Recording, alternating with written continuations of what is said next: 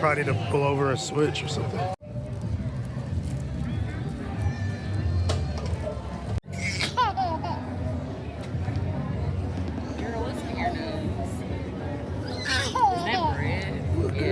No, that's a bread. That's a piece of bread.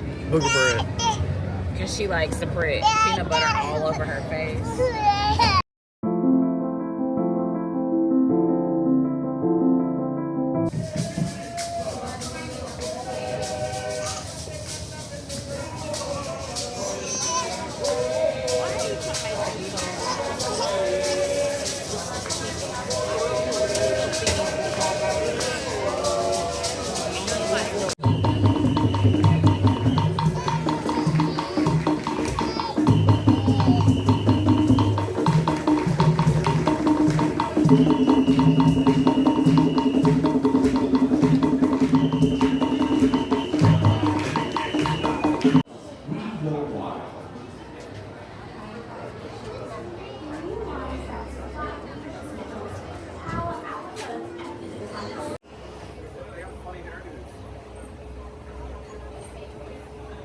You see an okapi with those zebra-like stripes. As we move along, we see two different types of antelopes.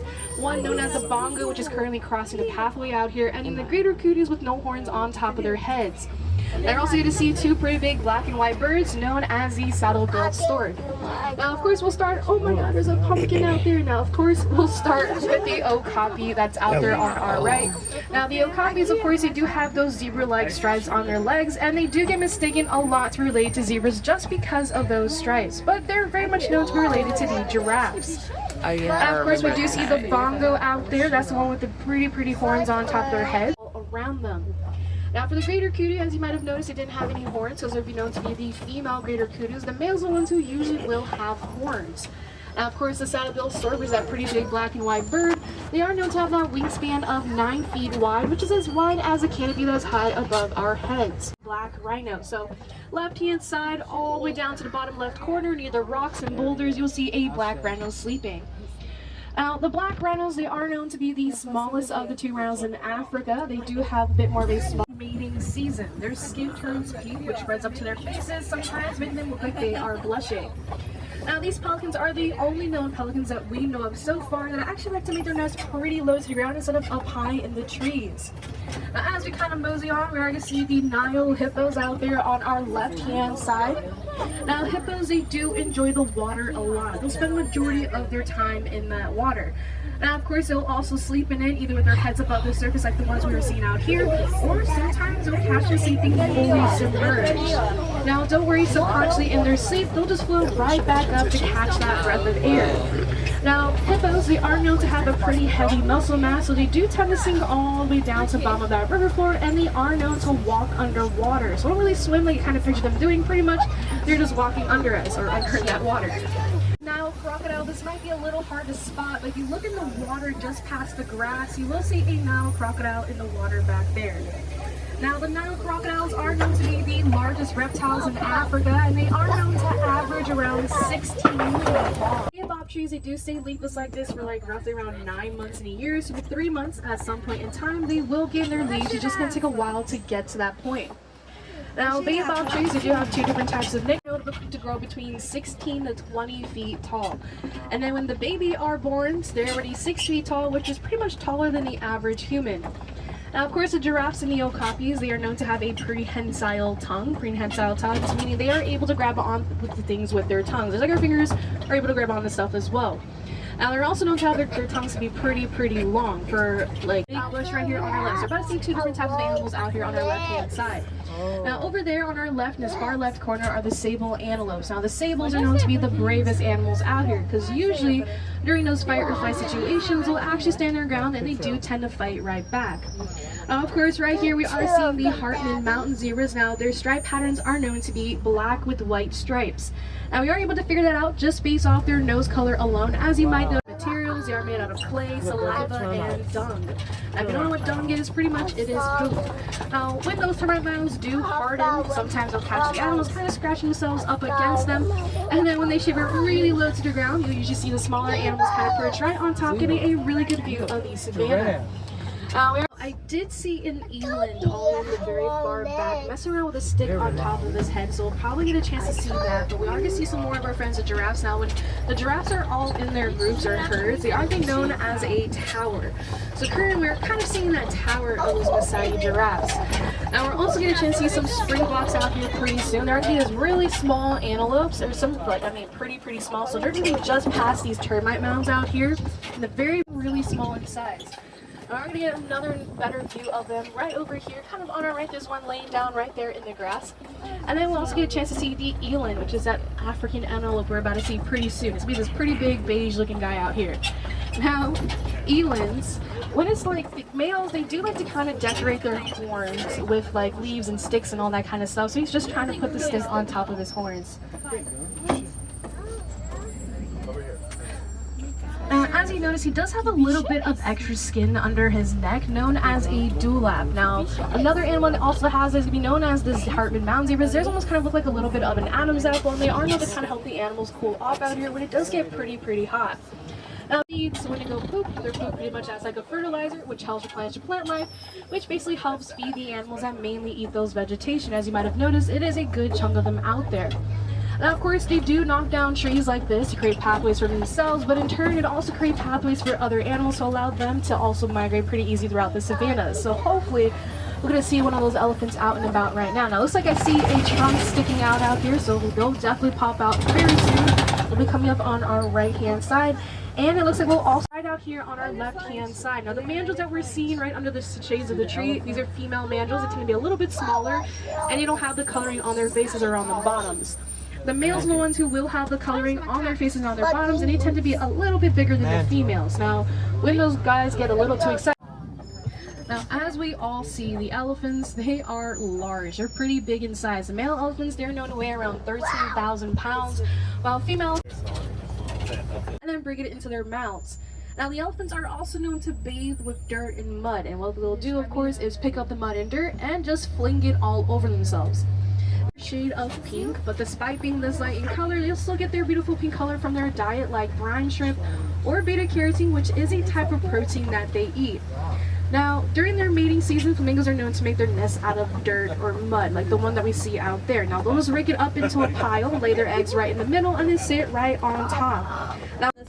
Now, the white rhinos, they are known to be the largest of the two rhinos in Africa, making the black rhino we saw earlier.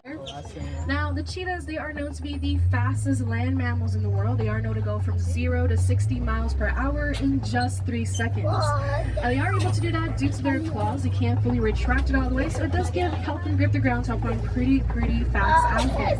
Now, we might be able to spot some more right out here. If you still look to our left and look in that left-hand corner, you'll see there's like 2 of them laying up near those trees. So left-hand side, left-hand corner, you'll see 2 of them laying down. 3 of them, actually. Look at that. There's 3 of them out there. Now, lions, they are known to spend around 16 to 20 hours per day sleeping and resting, being able to do a majority of their hunting at night. Now, the female lion that we see up there sleeping, they're the ones to do all of that hunting, while the males, they'll just stay in the territory and their cubs protecting them. Now, hopefully we're going to see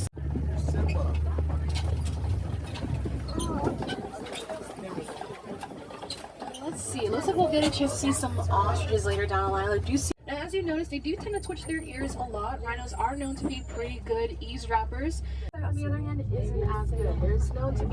They're only known to be able to see up to 10 feet in front of them. Anything further than that, they honestly can't really see. Now, we are about to see the ostrich. She's coming up on our right, and then we'll get to see her eggs along with her. They'll be right behind her. Now, the ostrich are known to be the fastest flightless birds, meaning they cannot fly, but they are pretty fast on their 2 legs. And I do believe they can up to like 45 miles per hour. If it takes their wings to help them out a lot more balance. Now, those eggs are known to be very strong. If we all took turns standing right on top of them, they won't even break or even crash of those farmlands. Now, these Nigerian dwarf goats, they do love to sleep and eat pretty much all day. They are friendly animals and super playful. But due to how friendly they are, a lot of people tell them to keep them as a pet. But remember, they are animals. They do have their needs.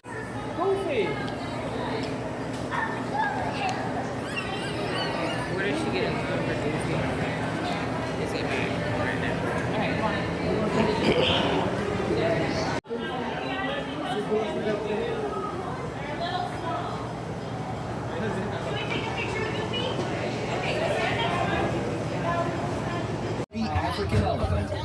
species we care for here at Disney's Animal Kingdom. Is it just the bee? We didn't find. With the release of powerful films like African Cats, Born in China,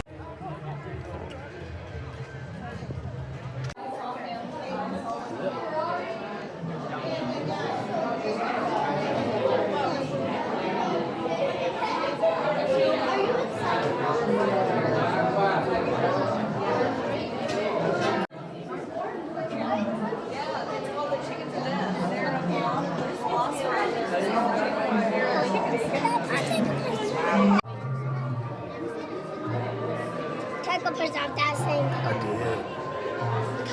Today, that bare bones approach is about to become extinct. In a perfect blending of science and technology, the Dino Institute has created the Time Rover. Grab the iguanodon and get out before that asteroid hits. Let's roll!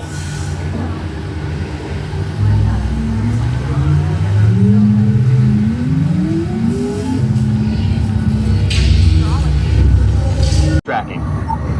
Styracosaurus. Not our dino. That's a dinosaur.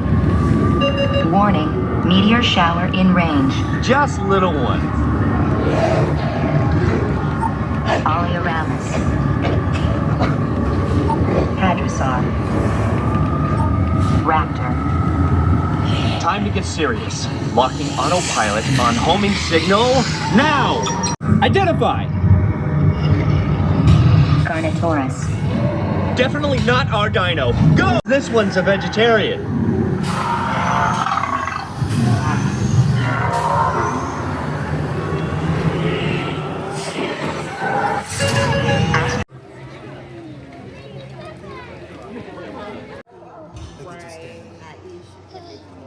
Yeah.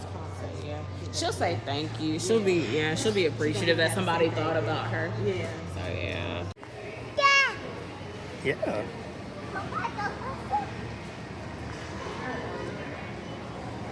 See if it works.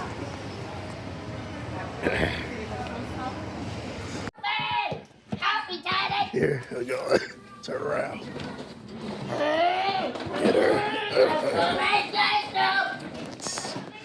Not feeling good. That's my voice. That's what travel does to me. Plus Emma coughed in my face. That didn't help. Oh boy. I'm not gonna make it. We ready? Oh,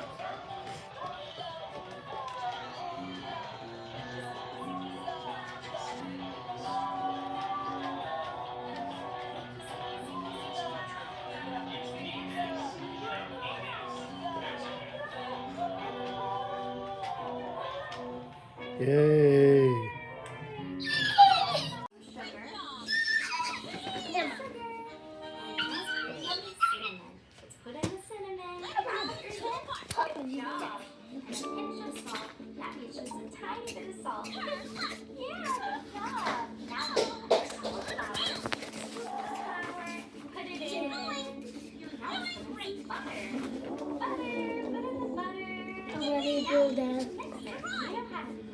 Good job, Emma. Good job.